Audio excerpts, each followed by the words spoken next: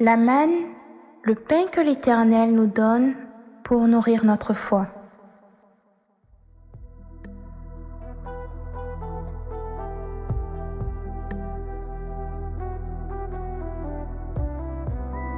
Shalom, shalom, bien-aimé du Seigneur Jésus. J'espère que tu vas bien. Bienvenue à ton moment de partage de la parole de Dieu. Nous prions le Saint-Esprit que le message de ce jour porte du fruit en toi et que ce fruit demeure au nom de Jésus-Christ de Nazareth.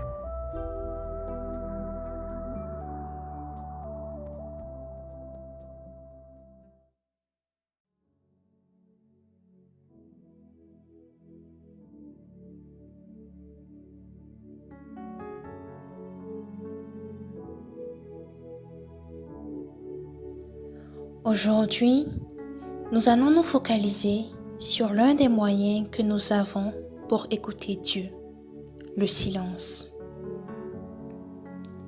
Le silence n'est pas d'abord absence de bruit, mais écoute de la parole de Dieu. Faire silence, c'est écouter Dieu quand il parle, et il parle partout. Dans la prière, dans l'église et dans le monde où il nous appelle. Entendons par bruit ici tout ce qui pourrait nous empêcher d'écouter ou d'entendre Dieu. Quelques siècles après Moïse, le prophète Élie, fuyant la reine Jézabel, emprunte, sous l'impulsion de Dieu, le chemin de la montagne sainte. Caché dans une grotte, le prophète contemple les mêmes signes que dans la théophanie de l'Exode, mais Dieu n'y était pas. En effet, à l'approche du Seigneur, il y eut un ouragan, si fort et si violent qu'il fondait les montagnes et brisait les rochers. Mais le Seigneur n'était pas dans l'ouragan.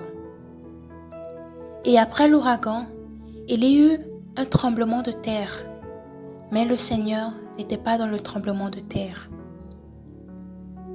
Et après ce tremblement de terre, un feu, mais le Seigneur n'était pas dans ce feu. Et après ce feu, il y eut le murmure d'une brise légère. Le texte hébreu dit littéralement qu'il entendit le bruit ou la voix d'un silence subtil. Élie, se voilant le visage, avec son manteau, sortit à la rencontre de Dieu. C'est alors que Dieu lui a parlé. Élie, pendant qu'il attendait Dieu, a su faire silence. Ne pas considérer toutes les voix et questions intérieures comme extérieures qui pouvaient s'exprimer à cet instant précis et laisser son cœur reconnaître celui dont il était passionné.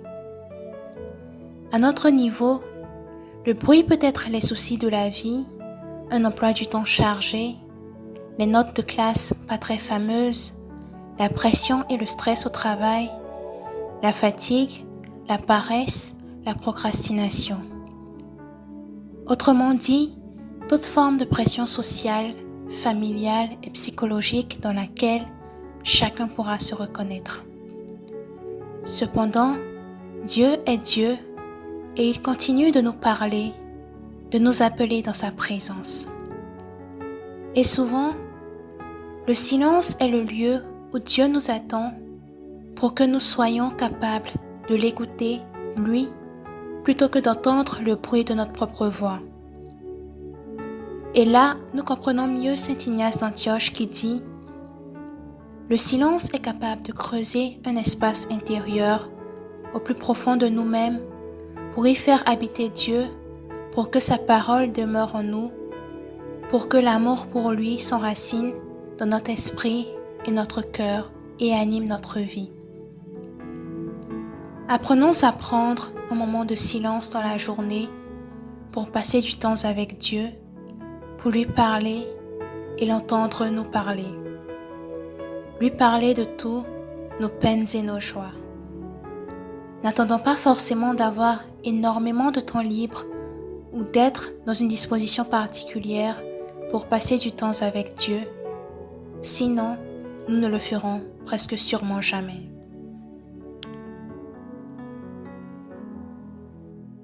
Maintenant même, marque une pause et médite en silence sur une prière que tu as l'habitude de dire. Ce peut être le Notre Père, l'Ave Maria ou tout simplement Jésus, je t'aime. Vas-y, prends une toute petite prière et en silence, laisse Dieu t'ouvrir le cœur sur cette parole. La vraie adoration ne nécessite autre disposition particulière qu'un cœur sincère et tourné vers Dieu.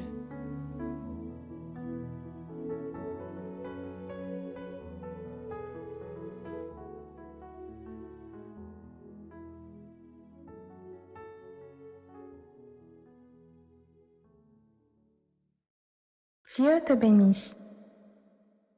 La manne, le pain que l'Éternel nous donne pour nourrir notre foi.